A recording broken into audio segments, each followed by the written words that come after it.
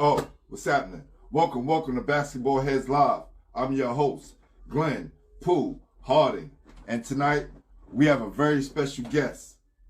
This Basketballhead is a hip-hop legend from the legendary hip-hop group Brand Nubian. Who can forget the classic albums, All for One, and In God We Trust? I remember being in college with my teammates on the road, listening to their albums and their songs, dissecting the lyrics, and getting a lot of knowledge I wasn't getting in college we got from those albums. Real talk. Who knew before all this happened, this hip-hop legend was a full-time basketball head? I've heard from numerous sources he was an official ball player. But when the music took off, he never looked back. Thank God for that, because we wouldn't have such classics as Slow Down, because they had some joints. And when he branched out on his own, he was still doing his thing. Gets even deeper, because every time he jumped to the joint, it was banging. Listen, brother and sisters, if y'all know what's going on right about now, I'm telling you, this Basketballhead, when this verse came on, you already know the bars will be official. The voice, the on-off flow, and constant message in the music, which make him the MC he is today. So, without further ado, help me welcome to the show, hip-hop legend from the Legendary Group Brand Nubian. New York City, show your boy some love. And welcome, Sadat X. Y'all ready?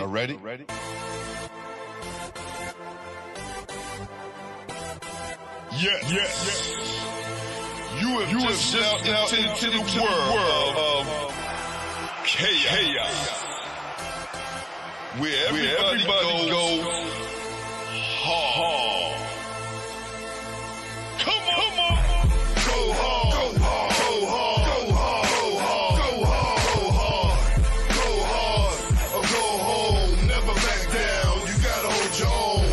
Go hard. Go hard. Go hard. Go hard. Go hard. Go hard. East Coast. Go hard. West Coast. Go hard. Midwest. Go hard. Dirty. Hurry up, everybody. Get online, buy your tickets, cause the game about to start.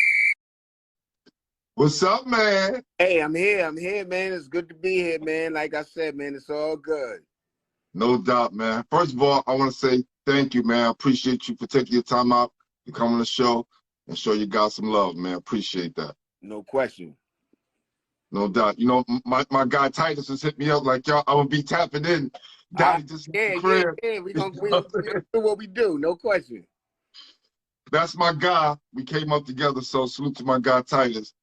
You know, another thing I want to say to you too, brother, is when I was in college and you guys dropped, though your album was everything, and we listened to it from front to back, right? The All for One joint. And, you know, me being the guy that's in college, you know, we going to classes and learning things. We not knowing that's really not going to make any difference in our life. It really was what y'all was kicking on those albums that got us through. Real talk. That's what's up. No question. And I got 3 degrees, brother, and I learned more from you guys and others like yourself through the messages and enlightenment and growing up. And, you know, face what we have to face in New York City. Being a ball player, being a regular person, y'all got us through it, fam. So salute to you and the luminaries of hip-hop. That's what's up. I appreciate that. Thank you. For sure. We're going to make some noise for that right there. All right, so I want to jump right into this, man. Who introduced you to the game, man? Well, basically, it was my father, man. My father was originally from Lincoln Projects. He grew up with Alamo's father, Lincoln Projects. I'm talking about in the 50s. You understand? My pops went to DeWitt Clinton. You understand? He played on the team in Bronx at DeWitt Clinton. He went up in DeWitt Clinton when it was still all white. It was only like 6 black dudes in the whole D with Clinton back then. You understand? So, you know, he introduced me to it. I've been going to games for years. He played in Rutgers, and for years he went to college at Shaw University and played. So I learned the game basically from him. Shaw University, DeWitt Clinton. We talking about legendary places. Listen, one of my jobs on here is to make sure that schools and programs like DeWitt Clinton never get forgotten. That's right. The governor right there, Clinton. That's right. People don't realize, people talk about New York City, and, you know, look, I'm a Lincoln guy, so I understand where the props and stuff come from. But this is new. We're new era winning, right? We talking about when the city was built, on ball players, and when the Connie Hawkins and the Roger Browns and Tiny, you know, Tiny Archibalds was around, and Lou Alcindor's, DeWitt Clinton ran the city. That's right. That's right. My pops and them got Tiny in the Clinton, and then from there to UTEP, out there, Texas, El Paso. So you already know. You get what I'm saying? You're part of that rich history. Yeah. They the winningest program in New York City history, hands down. 18 city championships, and they put 18 players in the NBA. That's right. Clinton was a beast, boy. Definitely. Salute to DeWitt Clinton. Salute to your dad, man. Yes, for sir. sure. No doubt. So you originally, straight up, uptown guy. Yeah, right off the bat. Originally from the Bronx. Lincoln Peas. Yeah, my pops from Lincoln, please. Originally from the Bronx. Went up to New Rochelle. Came back to the Bronx. Lived uptown in Brooklyn. So I've been all over. So whenever I followed ball. Wherever I was at. Yeah, man. Because all the Brooklyn guys, so I'm close to, they all know you. You know, you stay around the block. So when I saw you that day, I was like, oh, you right in the hood. This is easy.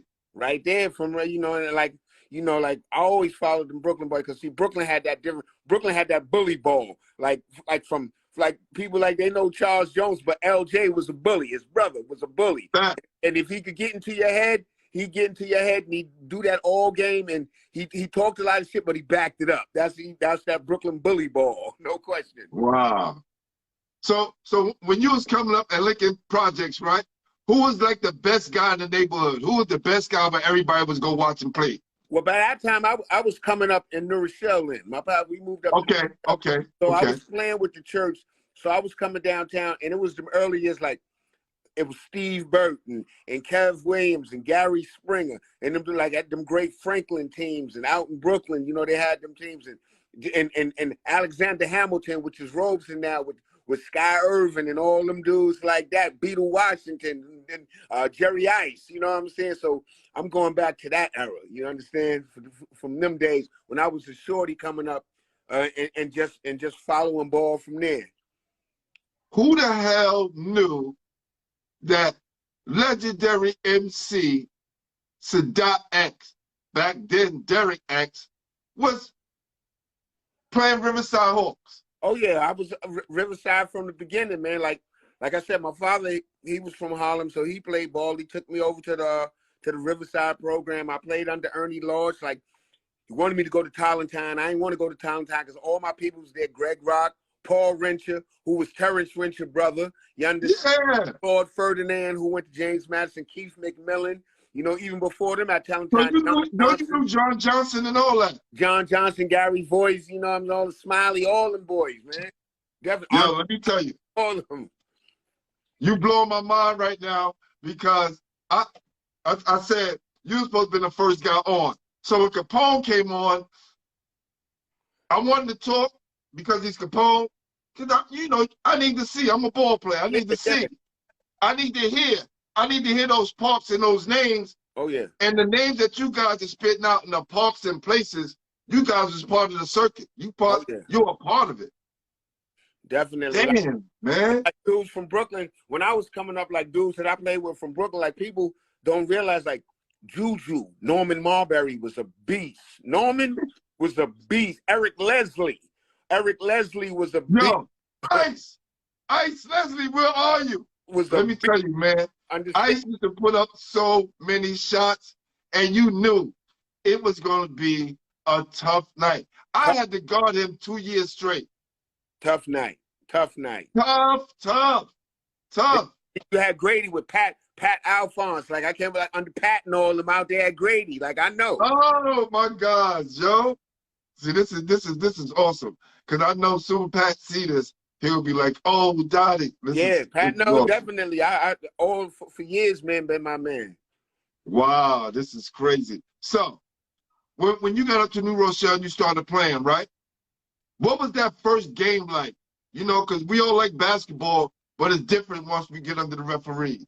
Well, it was great because see, the thing was, I went to Salesian High School, and like at Salesian, we was a small school, but Chain the dribbling machine. yeah, I was in that era right before like Shane, E. Mobley, Right. Willie Ladson, Jeremy Logan, them dudes. So I came before, like the first time I came up to Salesian to play alumni game, and Shane did something where he put the ball behind his leg and kicked it out. And I was like, yo, I don't like son right there. Like, who is this dude? But through the years, man, I came to love that boy. Like Shane was a beast, no question. Wow. Salesian. Who the hell knew? Yo, so Catholic school right off the bat. Yeah. The Catholic So school era. did you play like freshman JV? Did you go through the whole rank? And as a freshman, I played JV. Then when I was in 10th, 11th, and 12th, I played varsity. Like our league up there back then before they had split up was like Salesian, Iona Prep, Stepinac. It was them schools up there. Like my man went up there, Stepinac, Fred Quarterbaum. He's a coach now somewhere, Fred Quarterbaum. But like it was on that era. But we used to scrimmage. Like we played in the Catholic League, so we would play Rice in the old gym with the funny floor before they went to the Gauchos, you know what I mean? Before they went to the Gaucho gym. Powell Memorial, we played them. But they had Big Mel Kennedy who went to Virginia. So, you know, like we definitely played. So it would always be an experience because I played Riverside Church. So I would tell and that small ass gym, if you're gonna run into a club. I would tell dudes before we even got downtown, look, that gym is mad small. I'm gonna tell you they're gonna press. They're going to press all over the floor, and that's what Rice would do. Because remember, Rice wasn't that good back then. Like not at all. It was Powell, maybe Tollentine, Gal Wright, Tollentine from Hayes. You know what I'm saying? Ramel Lloyd, all of them. So you know, like Rice wasn't up yet. Like they were still playing in the funny floor upstairs. Facts. So what kind of player were you? Basically, what position did you play?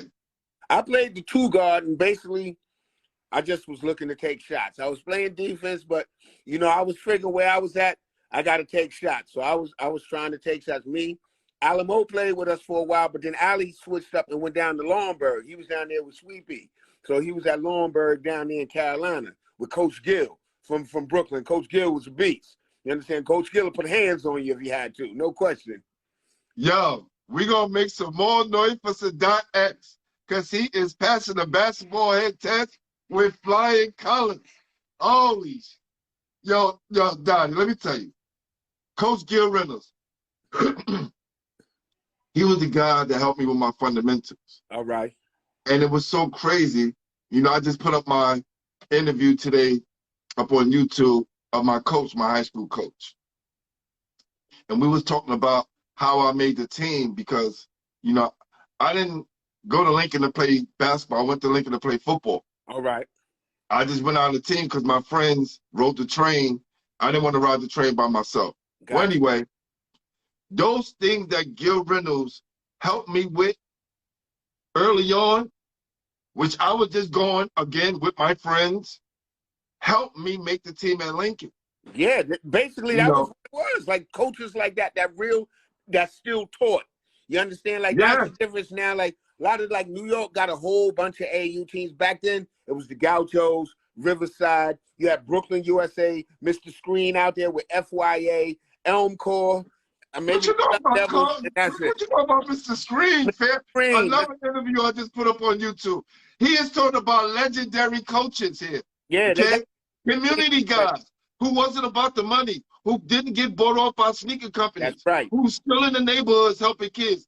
Mr. Screen is still at 92 with FYI. Mr. Screen is the legend, and he's supposed to be treated as such. Mr. Screen used to bring them boys. He'd be like, man, I had to go get these boys, but I wouldn't go got them. And like when you play with Mr. Screen, you had to play by Mr. Screen rules. That's what it was. And for you guys who don't know, Mr. Screen played for the legendary Erasmus Hall team, which was one of the only teams to beat Paul Memorial and Lou Alcindor. That's and right. that game, Coach Screen was 9 for 9. That's Go what's check up. out the interview on the YouTube page. That's what's up. And And make sure you Paco was a subscribe beast. too. Paco was Oh Carlton. man, this is crazy, yo. Carlton was a beat with that high dribble. Carlton had that high dribble, switch it over on you. That's when he went up there. He was at Zavarian, went up to Providence. Definitely. Paco. Paco. Let me tell you, this how real it was. In 1986, we up in Glen Falls. We're about to play Kenny Anderson. Carlton and them just got finished playing. And him and his dad is walking down the hall. And they walk past me. And they say, yo, what's up, Glenn? Have a good game tonight. I was a junior. And that was the year I kind of came into my own. It felt so good that they knew my name. Yeah. Definitely. You know what it's like. You know, you walk into the older guards and they go, yo, they shout you out. Not knowing these guys is watching you too. Definitely, man. That's the beautiful thing. Let me tell you a story about Kenny. Like one time I was playing at the church. And, you know, sometimes, like, in the summertime, at the end of the summer, you might have a championship day, or you might have a game in boys and a game in citywide. We had to split the squad up. So half the squad, I think, went up to citywide. The other half went up to boys. Mr. Lorch was at the game because it was a church. We was on the church. He had Kenny with him. Kenny was a freshman. We needed another player. Kenny came into the game as a freshman and won that game for us, where I was like, yo, this boy right here is something serious right here. He came right from the side. We needed one more player or we was going to forfeit. Lord said, give him a jersey. We gave him a jersey, and Kenny went in there and did. I was like, God, man, this boy right here, unbelievable. Word. He was, man. He was. Yeah, we faced them in the state championship up at Glen Falls, and we was banking on everything. We couldn't believe that his coach kept him out the whole first quarter. Yeah, that's we was what like, he do that, Jack. And yo. he said he was forced to do that. Like he used everything he could. He said, I could have started him, but I wanted to do that. If he played the whole game, we don't win. Yeah. Like, we in the huddle before the game, we say, yo, we're going to put pressure on him and run this up before he get in the game. Because when he got in the game, it was a whole different game. That's when Bobby was coaching y'all, right? Bobby Hardenstein. Yeah, Right? Bobby. Yes, sir. Yes, sir. I know. Going up against Grady Jack Ringle, legendary coaches out there. Legendary coaches. You're messing me up right now, Doc. I'm telling you, fam. No question. The thing that's coming out your mouth right now. I remember when you know Tiny about Bobby Hardenstein and Jack Ringle. Tiny was playing. Word up. I remember Tiny was Tiny was playing. my point guard. All right. Mm-hmm. Listen, that 86 championship team, I always tell people, you know, we won it with not any fanfare, like any stars in that team. We had a very good team. Yeah. And we had our coach, right? So that just tell you how the game was so different back then, because, you know, you're rarely going to hear players go, yeah, it was our coach that helped us win. Yeah. No, we had Bobby Hardenstein on the sideline. That made the whole difference. And that was the key then, because, see, it wasn't all these video games and all that. Like, in order for you to play, you had to be able to play. Like, tryouts was a serious thing. I remember when tryouts came around, it was just, if you got cut, that was like almost like having a heart attack. Like, you got you didn't make the squad? Like, it was like serious. Like, and then when you made the squad, you ain't want to miss no practices or nothing, because you knew you had somebody hungry right behind you. That was like, you don't want to come in and play? Well, then I'm going to come in and play, and you lose your slot. It was so many guys at tryouts. And back then, you know, I know for public school, we didn't have JV. Exactly. It was varsity or nothing. Varsity or bus. Straight there. Wait till next year. Damn, yo. So, what the atmosphere in New York was crazy. The crack era, you know, if people say things is crazy now, but back then, dudes would walk up to you, you had a new pair of sneakers, it's like run them. If you ain't know how to fight, you couldn't wear all this stuff that kids is wearing today. I tried to tell these kids, I tried to tell them, man, it was time you take the train, the A train, any other of them trains coming across the Brooklyn. So somebody might walk up to you right on a full con, be like, son, what you want to do for those? Take those off, son. Take them off. And it was up to you. What size are those? They your size. Right. Now what? You know what I'm saying? Yes, So, yes. Them days. If that wasn't the answer, you lost your sneakers. There you go. You had to fight for them.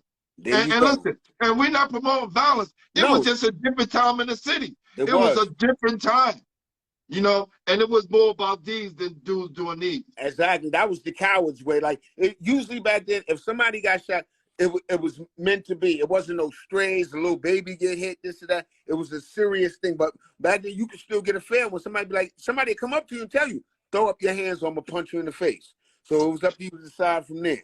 Word. So real, yo. New York City at its best, man. So, give me a game that you had that you remember that stuck out for you, where, you know, you were putting up for the shots and everything became like the ocean and everything was going in. All right. I remember, I think I was in 10th grade then. It was my first time in varsity. We was playing St. Raymond's. St. Raymond's had Gary Massey then, who went to Gary Massey. Gary Massey was a beast, a dunking beast. You understand? Yes. St. Raymond's. And he had ups. We went up to St. Raymond's, and we was playing them. And, you know, a lot of them dudes, a couple of them was on my team at Riverside Church. So, you know, they was already talking on the sideline like, yo, man, you up here with these dudes. Y'all don't look like y'all got it. And we didn't win, but we gave them a competitive game. And I really played a good game that time. And I think, like, from then, I started earning my respect. And then I was able to go downtown, be on the travel squad. See, that was the thing in the AAU. You could play on the regular team or you could get on the traveling team. You wanted to do the BCI in Arizona. You wanted to go to the Peach Jam in Atlanta, up to Oregon to the Night Fest. You wanted to do all that. So to be on that team, you had to really do something. And it was different because, you know, back then you had Broncos, Gauchos, Riverside. Those are the three that I remember. Every now and then, Brooklyn, USA was Ziggy. Right. Brooklyn, USA, they was there. But that was it. And I think that made the city what it was because you didn't have so many AAU teams and putting out so many lackluster teams. Whereas those three put out the best kids in the city, so we was able to compete against everybody across the country. When you have so many AAU teams, we going out there getting our ass whipped now. Exactly. We looking crazy, shooting off the wrong foot and doing all types of stuff. When I was at the church, the first year I started coaching, I think they had Mike Boykin, who's the coach at Oklahoma State, Reggie Jesse. They had Ron Artest. You know what I'm saying? They had Lamar Odom. You know what I'm saying? What's my other man name? I can't think of his name right now. Who went to St. John's? Who was a beast at St. John? He was the hardest. Who that? Omar Cook? Omar Cook? Not Omar. He was a big man. I can't remember his name. And I gotta remember his name before it's over, man. But he was there like from St. Somebody gonna bring him up. We got somebody got to remember that son who played on this. I think Malik might have played with them. He was a little younger, but he was played with them. Like Ron played with them. You don't got squads like that no more. Like they used to tell Ron, this dude right here, Ron will run somebody over on pavement. Ron will run somebody over on pavement, and then if you didn't like it, maybe kick the ball over the fence. You know what I'm saying? I was Ron. Word. Yo, speaking of Ron, I'm gonna do a show, you know, and it's gonna be dedicated to my guy Mel Tinsley. But Mel. I was watching Malice in the Palace the other day, and this guy Steve Jackson, you know, who talked this, you know, I'm a ball player, but I'm a G kind of talk, and he pointed out our God. I seen that. Yo, fam, like yo, can they ask you who started it? Exactly. How you just gonna come out and say Mel Tinsley started it? How you just throw Mel under the bus like that? I saw that. That was kind of whack. I seen it. And Mel, boy, I remember I had a squad in Rucker one year, man. The first year I had a little squad. I got some money from Electra to put a squad together. I had Speedy, a couple of dudes. My man Ronnie Eford, he played with us. A couple of dudes. But Mel, oh my God, like Mel, he destroyed us that year, man. I was like, God, like Mel came with some dudes from Brooklyn, and I was like, yo. Then that next year he was out there at Iowa State. I was like, yeah. That's wow. Right there. Mel Tinsley, a beast. So even when you was in hip hop and moving and shaking around, you were still connected to the ball.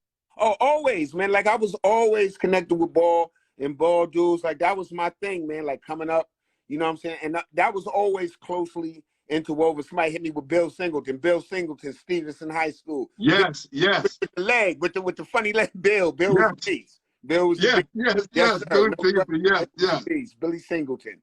No, Facts. and people don't know at Stevenson, Dredrick Irvin, Kyrie's pop. Dredrick was a Oh, beast. yes.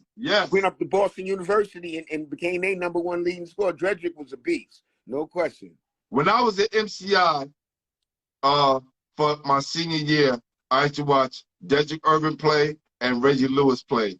And those guys I used to kind of steal things from, because these guys was like, they weren't the big stars, but they could get their points when they wanted to, and they could play defense, and nobody didn't really bust their ass. So Yeah. I always looked up to those guys, man. Yeah. And then I had Rod on the show, and Rod was telling me, like, you guys think that, they talk about Kyrie, don't realize how smart Kyrie is, right? Said people don't realize Dedrick was the smartest out of all of us. Yeah, hell yeah. And it's crazy because you say that about Rod. I remember Rod used to get to the games and see Rod, his afro was always on point. Rod would get to the game, take off his stuff, not in a rush, get his stuff off and come in the game. Rod was a complete beast. I mean, Rod was, oh my goodness. Him up at Truman, Tyrone Joy, all the boys up at Truman. Oh man, they had a crew up there, and then he went down to OJ. Yo, I just put up something. I'm about to put up the Silk interview. Ray Haskins said this out of his mouth. He said he's seen Tyroy Joy, Ross Strickland. He said he's seen his Cosell Brown, Beetle. He said I coached them. I seen Boo Harvey, Ron Edwards. He even go down to Ronnie Nunn, the former NBA ref, and his backcourt partner. He said what Silk and Spice was able to do their sophomore years, because these guys only played 1 year together, right?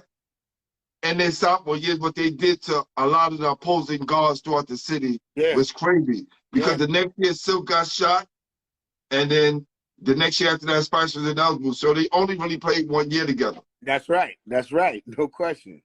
And he said these guys, from his eyes at that time, the best backcourt that he's seen, and I was just blown away. Like, wow, man, I can believe it. Didn't you have a lot of people they had Boo Harvey, but then they forget about Doug Harris.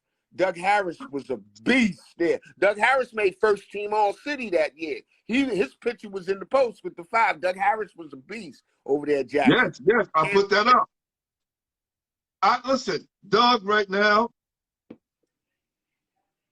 I'm trying to get him on the show. Yeah. I told him, I said, I'm coming to Queens to get you, Doug. Yeah, you got to get Doug. Doug. Cool.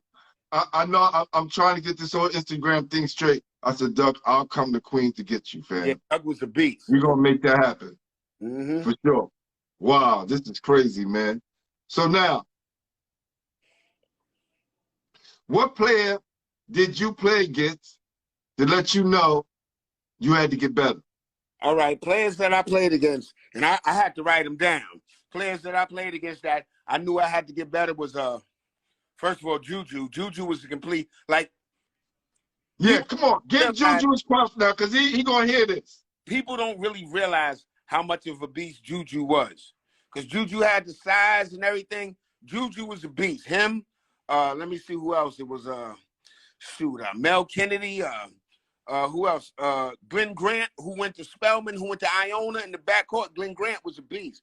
Eric Leslie was a beast. Understand that. It was Richie Simmons from Iona. Richie Simmons, the scoring machine. He was a walking bucket. Yes.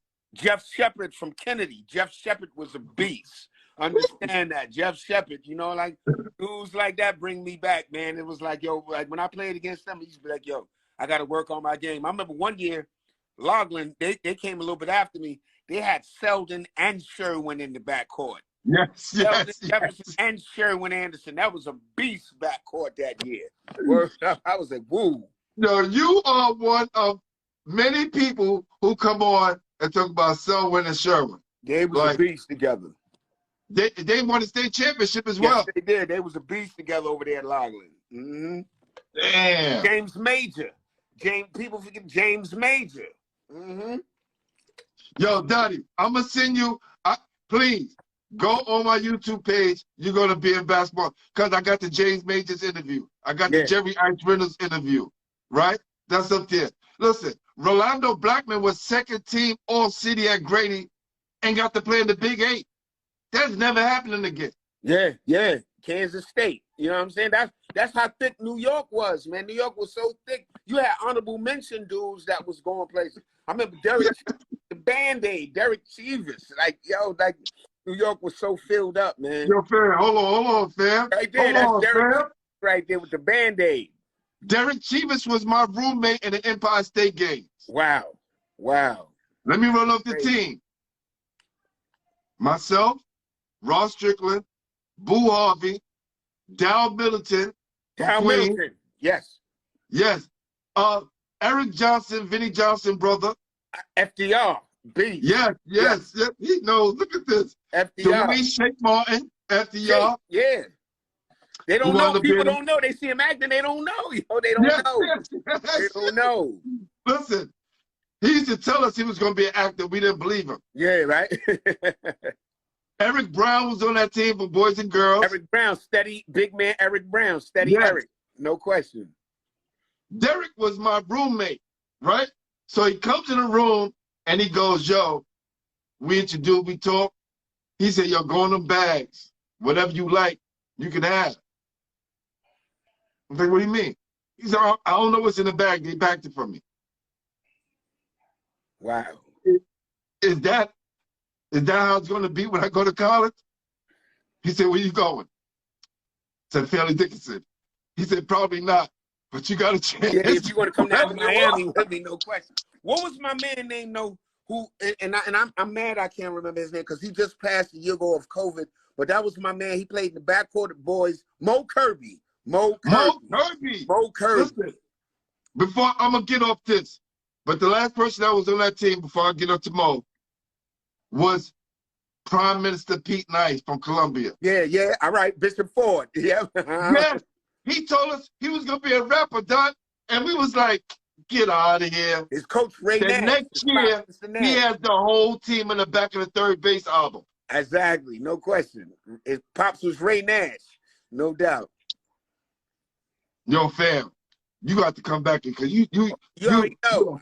Basketball head. I'm telling you, and my man Mo Kirby. See, I like Mo because like Mo, he had that Brooklyn part right down the middle. He had the gold tooth, and he was always talking a lot of shit. Yeah, you niggas can't guard me, man. Don't put the ball on the floor. I'm gonna take that. That was Mo shit right there, no doubt. Mo Kirby, Miss Mo. Mo came up battling Lincoln boys, and even in the summer league when he come in the Breeboard, we would be battling and going against each other. We were such close friends, and when he passed away, that hurt me dearly. Yeah, it hurt me too because he was doing parties and he booked Brand Nubian for a lot of parties at the Masonic Temple out there, and I was always good with Mo. So when he passed, man, that hurt me, man, no question. No doubt, man, no doubt. Mo, I cried like a baby. Yeah, man, that was real. Because we were supposed to go to Philly. The summer he passed, we were supposed to go to Philly. I was supposed to be helping him coach, and then we was going to run a free camp for kids. Wow. Right? And we didn't get a chance to do that. And it was like once he passed, I knew it was like, damn, this platform will be good for guys to tell their stories. Like my guy didn't get a chance to tell his story. Exactly. He definitely Everybody know who Mo was and how good of a person he was to everyone. Word. As good as a basketball player was, he was a great person. That's definitely. Yeah, so that I sat here and no lie, y'all cried like I lost a family member. Him, Lee Green. Yeah. You know what I'm saying? Yeah. What's my man in the back? Dave Edwards. Dave was a beast. Yeah. I don't realize how big Dave was a beast when his weight was down and he was balling like that. He was a problem, man. Dave Edwards, man. Texas A&M, Georgetown, he was a problem. Chris Brooks. Chris Brooks. And then a lot of people forget Chris Brooks was there, Gompers, with Greg Poindexter. Poindexter was a beast. Greg. And they was in the B division. At the B division and tore that up that year. They tore that up that year. People don't realize Malloy Naismith came from the B division. Monroe was averaging like 40. Monroe he played in my school. team. Malloy was, I already tell Malloy. I went to a couple of Monroe games. The only person that took shots was Malloy. Malloy took all the shots. No question, Malloy, definitely. Yo, he had so much confidence. Yeah. Because he was like, you guys coming from the A division, I got to be double what you guys were. And he was. But And we he used to was. wonder why he could shoot so damn much, being a point guard. He was. Like, yo, fam, pass that rock, fam. Exactly, definitely. He definitely put it up. Word of him.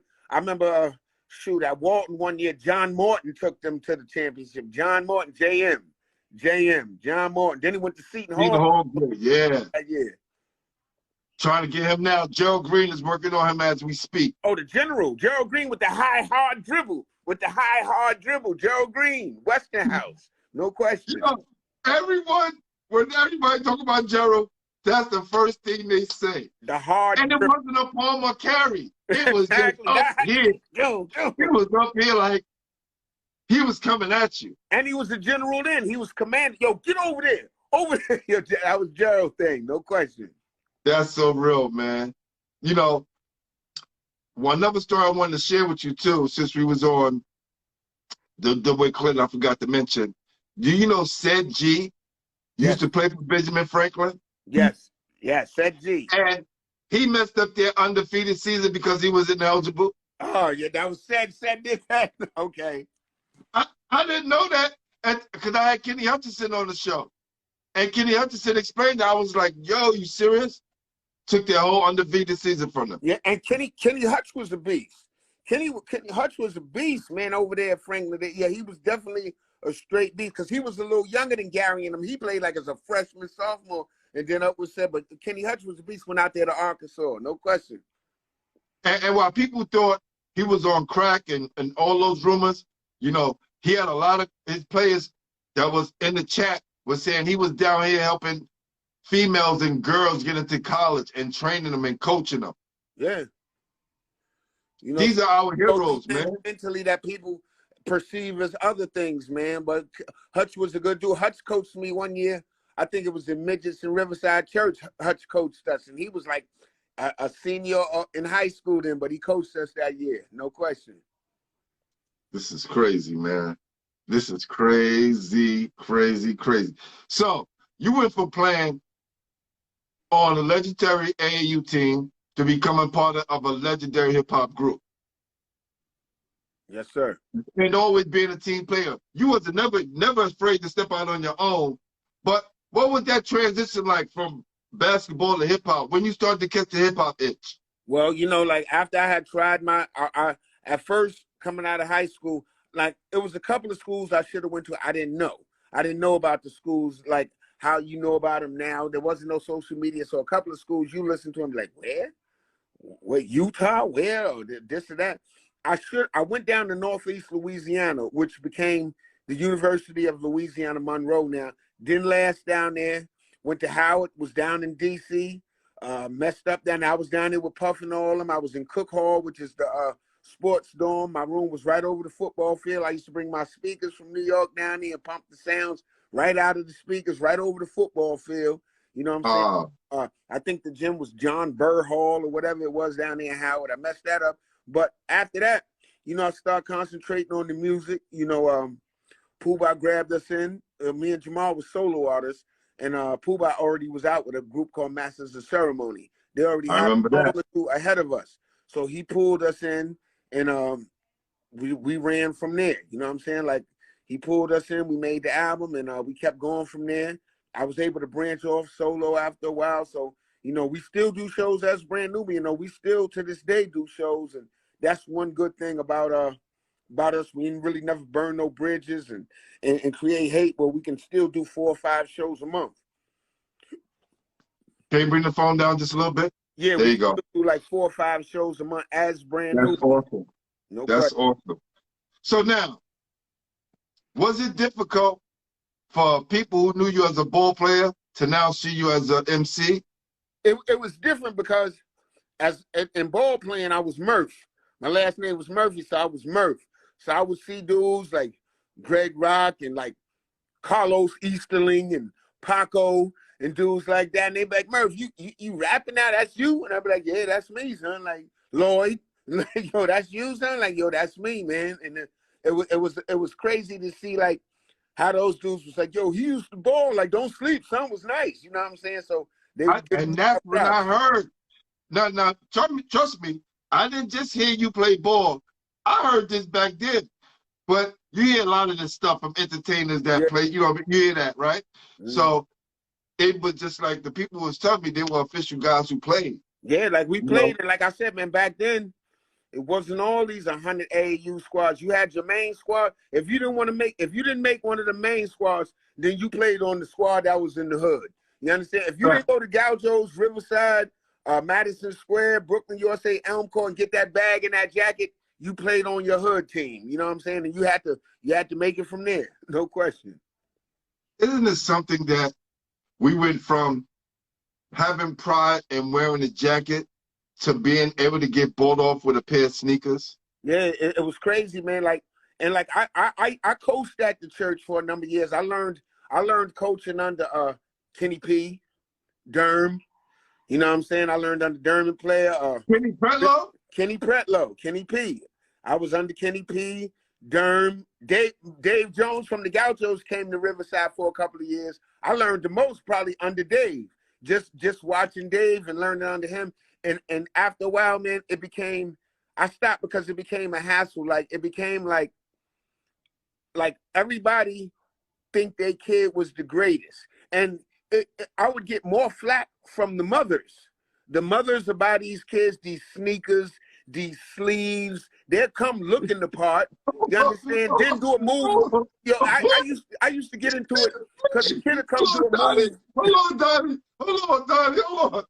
He said the parents about the kids, the sleeve. And Everything.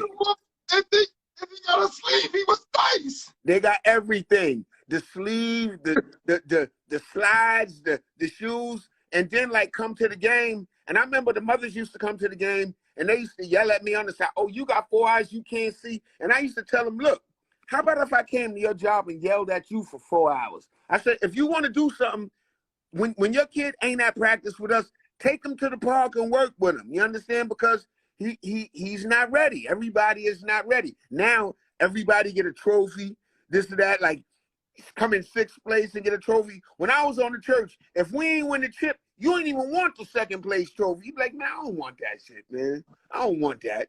We ain't winning. Oh, shit. Oh, God. Yo, no. Listen, parents, we appreciate that you guys are able to put yourself in a position where you can go see your child play. We're not knocking those people who want to come and support.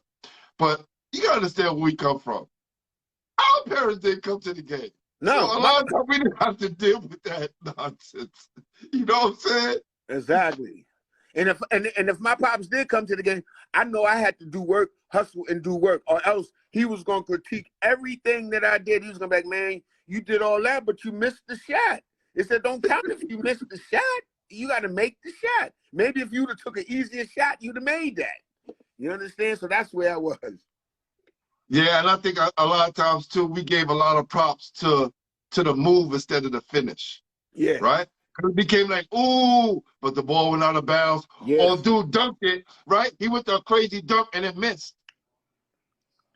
Exactly. That's why I can remember like somebody like a Ramses Kelly who went to Cardinal Hayes, where Ram just finished plays.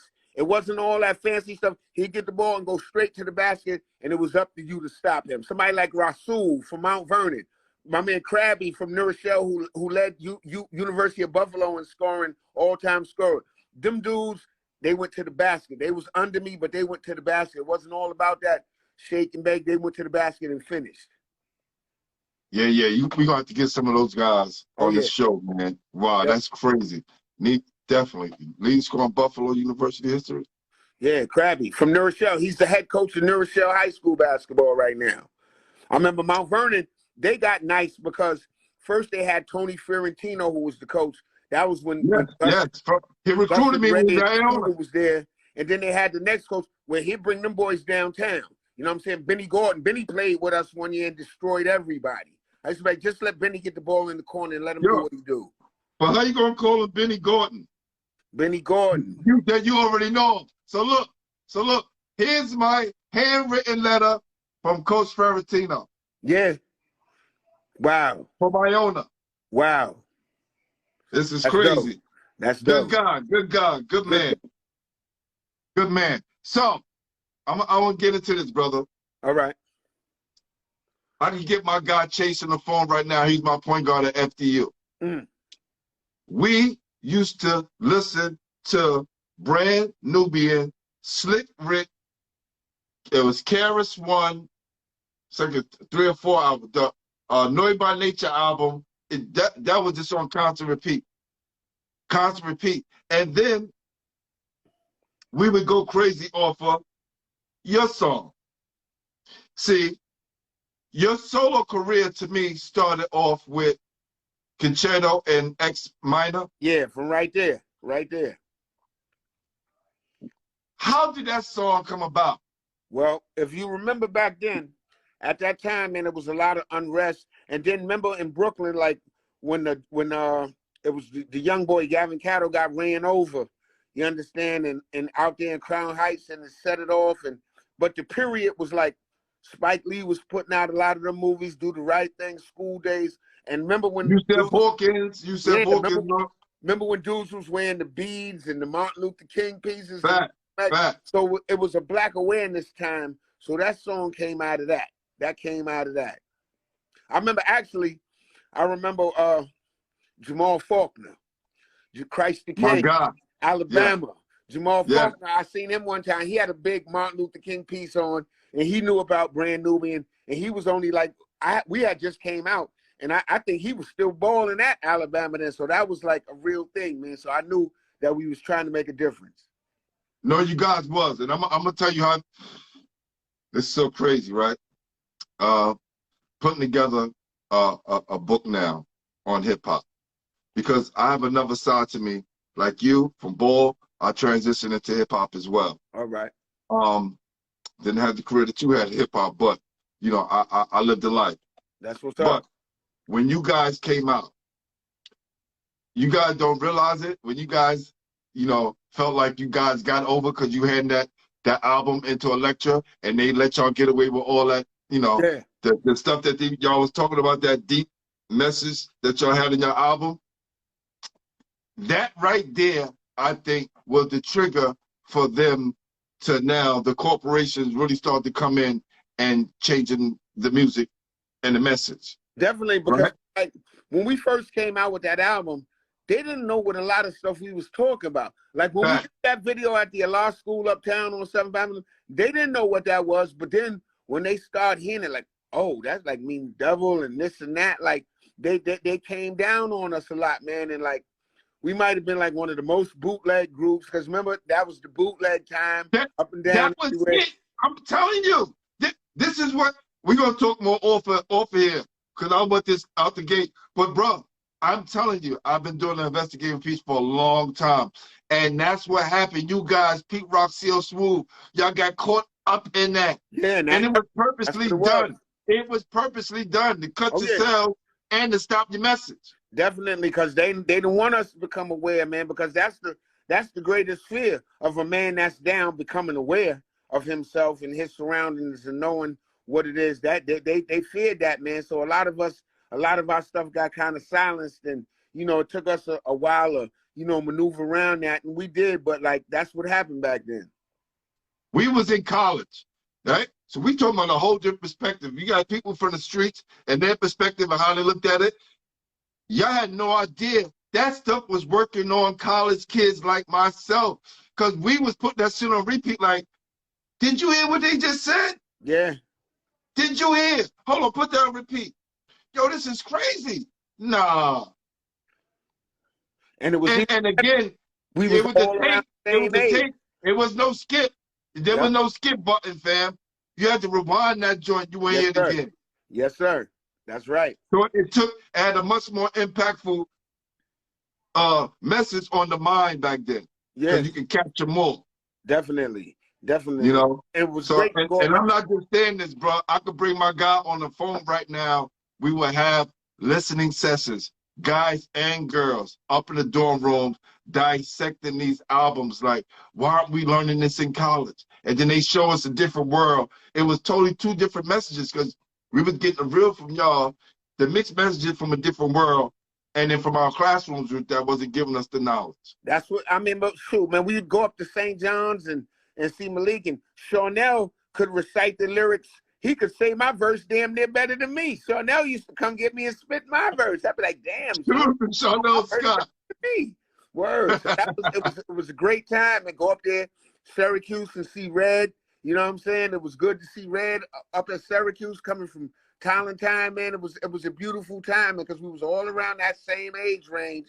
And you know, just to see them boys, like Red was a little bit under us, but he was up there doing his thing, and you go up to Syracuse and do a show and be like, I know dude right there. Come on, Red, come over here with us. No question. Wow. Who can remember the coming out party Red Autry had against Kenny Anderson? For those of you that want to see it, it's on YouTube. Yeah. Red Autry versus Kenny Anderson, well, Talentine versus Malloy. Yeah. And that was Red Autry's coming out party because, yeah, he did his thing. Yeah, and Talentine used to have them stacked squads. I remember Lawton was sending everybody to Talentine. Go to Talentine. Go to Talentine. Like, they had some crews, though, from, oh, man, Claude Ferdinand, Greg Rock, Keith Pickney, all these dudes, man, that I play with when I see in the city when I come home, and just to see them, man, like, unfortunately, Greg passed, but like to see Claude and Paul Rencher and all them dudes, man, it's a beautiful thing, man. Yeah, they was #1 in '86. Yeah. Talentine with that team. And then Jackson, who weren't good at the time, but was #2 in the city because they had one player, Lloyd C.P. Daniels, who changed everything. Yeah. And I've never seen this before, X. We played in the Gobbler Classic. And Lloyd Daniels had two guys from Tilden holding him, not trapping him, like sliding up the court. Two people. I've never seen that in the game before. Yeah, yeah. Like Lloyd, I tell people, like, Lloyd was a different beat because, see, Lloyd would do that and talk shit about it. Lloyd would do something like, niggas can't stick me, man. Yo, you better put somebody else on. Lloyd would come to the game with a Cincinnati hat on or a Georgia hat from where he's going to go, be like, I'm getting ready to go here, do something, and be like, y'all better put somebody else on me. He'd be like, yo, Lloyd was that dude, man.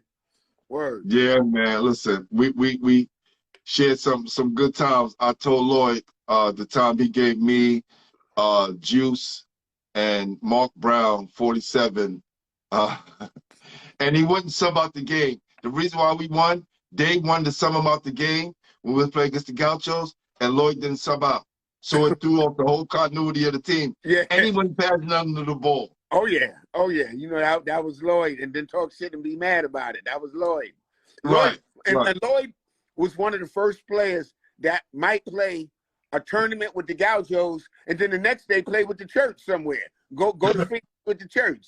Go up at the check, baby. He was there. I seen G. Irvin do that one time. G. Irvin played with us one time at Riverside. Then the next day he was somewhere with the Gauchos. I said, okay, G. Irvin, one of my favorite players, no doubt. Yeah. Salute to my guy, Gary Irv. He was on the show recently. Yes, sir. Definitely. So let's talk about this wine that you have, man. True Connoisseur. Yeah, well, I got a wine line out, man. Me and my man will tell, you know, it's called True Wine Connoisseurs. And basically, you know, like it started as a joke. We was in the studio drinking Hennessy. Nobody felt like going to the studio, going to the liquor store. So we drank a bottle of wine. And he filmed it. And, you know, it was funny. Then people started, like, different wine companies was like, if we send you a bottle of our wine, can you do something funny with it? So we did that for about a year.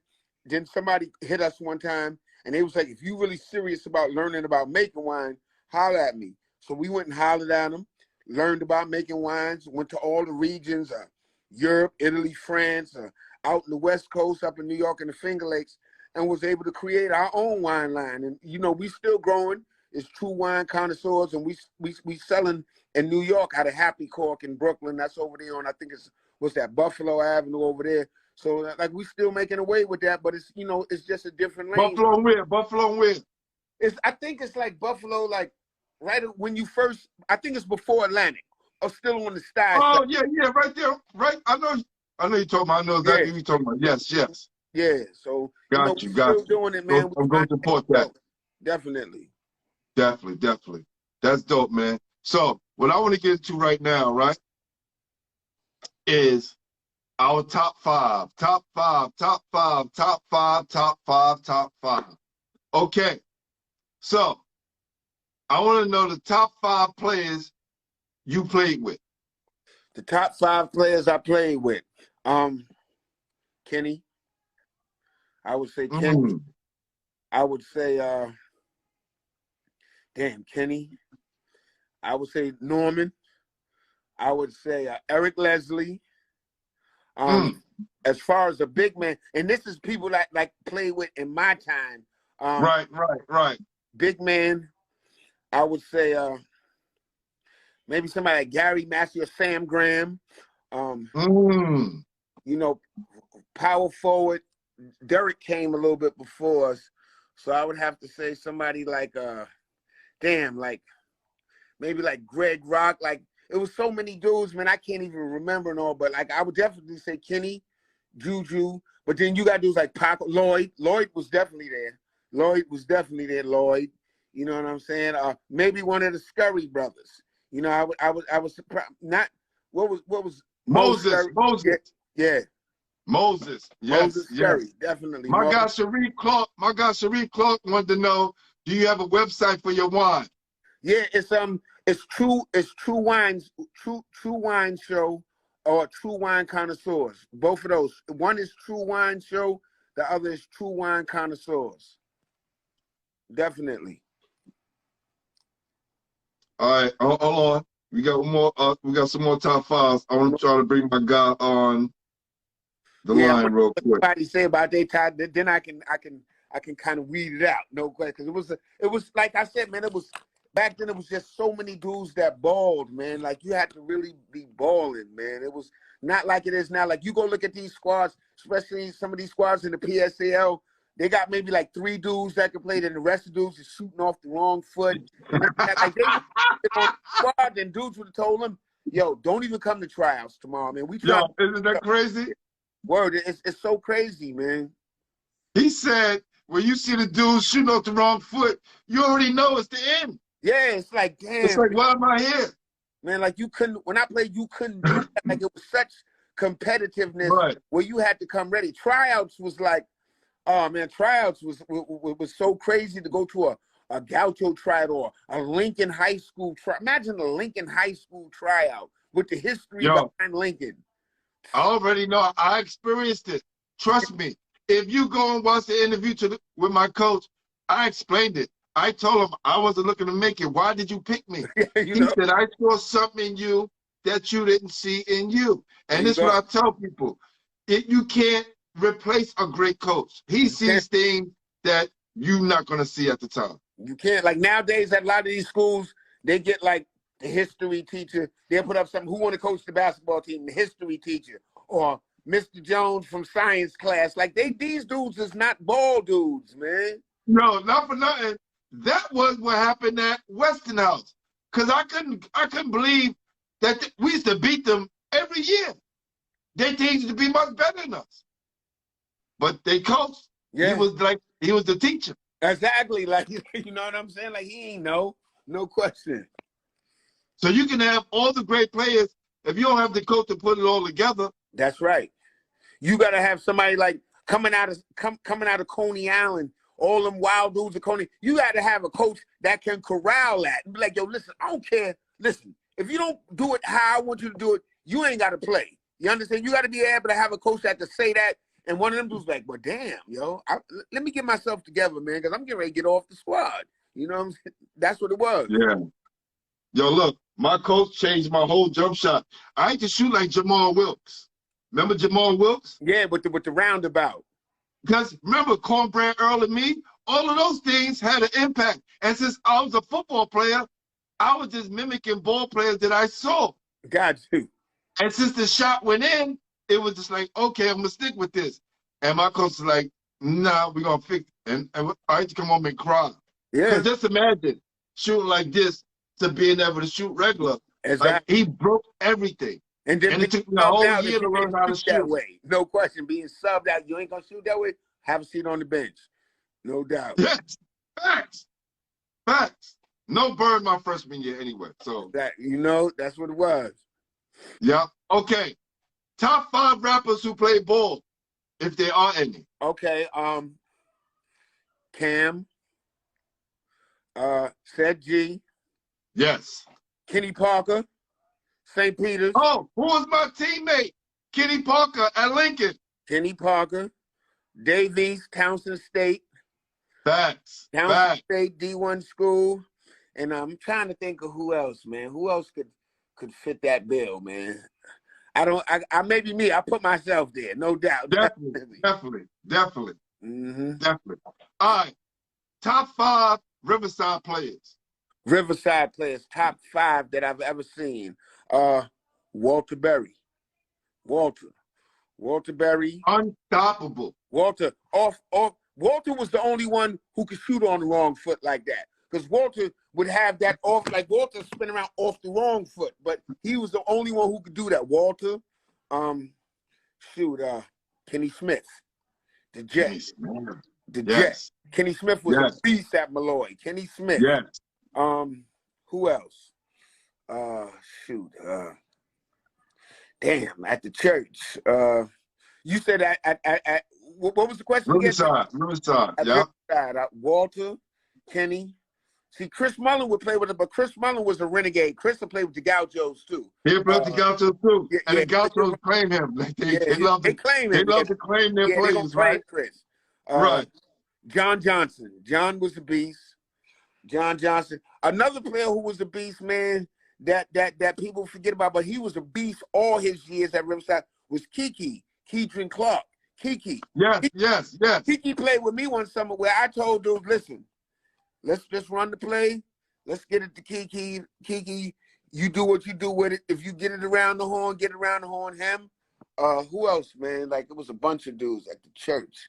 Wow. I remember one year Jerry Stack came and played with the church, but that was a renegade tournament. They came and brought him up for that. Wow. And the fact that he called them the Renegades, like, you're going to go play with this guy, you're going to go play with this guy. Yeah, that was a renegade. Right? Steve Burt. Yes, Steve Burt. All day, every day. And his son. Yes, Steve Burt Jr. Both of them. No question. My guy, Nestor Payne. Malik. Oh, yes, for sure. Rest in peace. Nestor Payne just hit me. Nestor was a beast. Nestor Payne just hit me. He said, yo, please tell X that his music got me through the tough times when I was playing overseas. That's what's up. And that was Iona. Iona College. Nestor loved Big Nestor to death, boy. Nestor was a beast. No question. Wow. Malik is crazy. I was so hurt when Malik got killed because Malik was so nice and respectful. Like Malik, like, you could tell his people raised him well. He was so he would just he could score, and sometimes he would defer to his teammates. Like, I got mine. I'm gonna let these boys. I'm gonna let the rest of my dudes, man. Like, Malik was such a good kid, man. Such a good kid, no question. And yo, I met his sister. They had the Hop Legend ceremony. Met his sister. She looks splitting image of Malik, yo, and you can tell they're good people. Malik was such a good guy. Yes, he was. Such a good guy. He was like one of the nicest guy in the city, and still was humble enough to speak to everybody, man. Exactly. So, like Malik had a city, no question. Yo, Daddy, it's my artist, Jamel Powell. Okay, that's what's up. No, that's dope. That's dope. I like that. That's dope. That's nice. Damn, he's quick with it too. Word up. That's no job. Somebody hit me and said Big Monster Mash. Mash was a Gaucho, as far as I know. Mash used to play on the Gaucho. Mashburn was a beast too. Big Mash was a beast. Appreciate you, Mel. Thank you, man. I'm gonna get that that artwork to you, man. My guy Jamel Powell, he played for Jackson. He's a Jackson guy. Okay. He played for Coach Granby. Okay, Coach Granby, one of the greatest coaches in the city, passed away. There you go. Coach Granby was a beast, definitely. There you go. And you know, it's so crazy, right? In 1981, when Coach Granby played against Coach Ray Haskins, that they was going to fight at the end of the game. They was going to fight at the end of the game when Alexander Hamilton beat Jackson. Wow. Because Coach Granby didn't want to shake his head. All Just right. imagine you hearing these stories 40 years later. That's crazy. Two old dudes at the end, no doubt. Definitely. Both of them great. Both of them. No question. Yo, brother, I want to say thank you, man, for coming on the show. You're an official basketball head for real. And we got to do Hip-hop a part two. legend. We got to do another part two. I got to be back. No, I no. still got some names. No, brother, anytime. And you also get to nominate Okay. New York City great. And I need to get up New Rochelle. I need to get up there Yonkers. I need to get those guys up there. Oh, I'm yeah. talking about street legends. Definitely. You know, I'm talking about the dude for the neighborhood. Definitely. Who everybody talk about. Who probably didn't go to college. One of the right? street legends up there is a boy called The Problem. He been in Rutgers. He been in over there. He went to Dell State. His name is Aaron Williams, The Problem. Big Jeff, the Bully. He went to Providence for basketball. And Ray Rice, who played football on the Ravens. Ray went to Riverside High School. Well, Ray was a beast. Well, Ray would throw it on you. Ray would Really? dunk it on you. Yes, sir. Ray Rice. Don't ever get that wrong. Ray Rice. Definitely. Yo, brother, you have enlightened me tonight. Again, you enlightened me some 30 years ago when I was in college, and now here at the basketball show, you enlightened me. Definitely. We enlighten each other, no question. Listen, let me give you a little synopsis real quick. So, when I was at Fairleigh Dickinson, the captain of the basketball team, I also was the DJ at 89.1, right? And me and my guys, I used it so me and my guys get together and we to rap, right? Because I used to rap before I played ball, but ball took over. Okay. And you start with the pen. So as I'm leaving college, my guys, Rappers Fundamental, Easy Mo B, AB Money, JR, yeah. right? They doing their thing. They got the Miles Davis song that was out, and now Easy Mo B is producing for Biggie, and he's doing all these songs, Craig Mack, and we kind of slid right into that, and we was down with that whole Soul Survivor clique. So let's fast forward. My group was called The Nation, right? Because guys like yourself, KRS-One, Public Enemy, influenced us, right? So we was the next coming of you guys, but doing it a different way. Produced by Easy Mo B. Now, I remember a time when we was at 89 Tech 9 and NYU, and the Roots brought their whole band up to the radio station. With the drums. Remember? I remember, yeah. Yes. I remember And you came up here. Yes. You, $500,000, us. Word. It was like 50 MCs. Definitely. Remember, brother, you touched that mic, and it was just like, at that moment, again, from listening to your tape to coming full circle and being in front of you, spitting the same cipher as you. That's what's up. That's what's up, baby. That's what's up, fool. No question. No doubt, man. So I'm gonna let you go, my brother. We're gonna do this again whenever you want to come on, and hit me with those nominations. Call your people, let them know they need to come on Basketballheadzz. Definitely will. Love. All right, appreciate you, my brother. Peace. Listen, I don't know about you guys, but I'm in hip hop and basketball heaven. I think when I transition, I'll be going to those places. Tonight was very special because being a youngster, you know, the things that you're a part of or listen to or you're into is the things that influence you. And going back listening to that Brand Nubian album, it was one of the things that kind of shaped me to being who I am today. One of the things, you know, being conscious, being a thinker, being a critical thinker, and navigating through these New York streets. I want to thank my God Sadat X for coming through, being a real one. Definitely official basketball head, and appreciate you. I got my guy Gerald Green on the line. I'm going to answer this live. Gerald Green, I got you live on Basketballheadzz. What's up, my brother?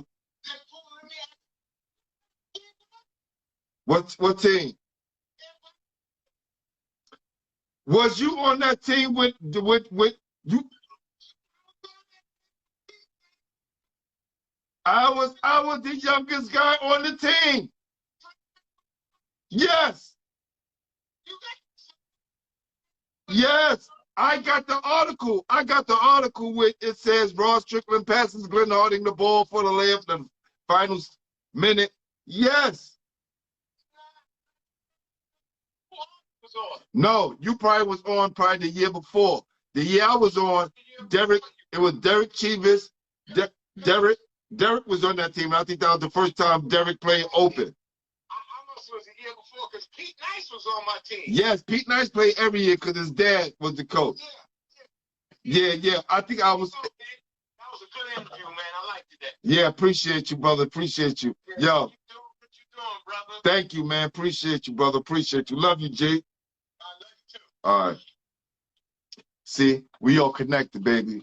This basketball community, this brotherhood. I want to give a special thanks to my guy Nori at Drink Champs, because you inspired this, my brother. I know in the beginning, you know, one of the first things I used to always say is about Lamar Odom, but not realizing every man and every person has a choice to do what they want to do. But now people have a chance to come on Basketballheads and tell their story. So salute to Nori and Drink Champs and everybody that rocks on that show.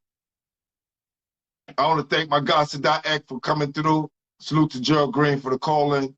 Salute to my guy, Jamel Powell, for the artwork. I'm about to sign off.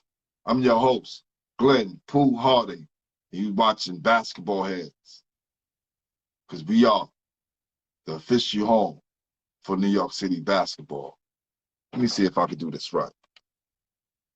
If I can do this like this, right? There you go. Peace.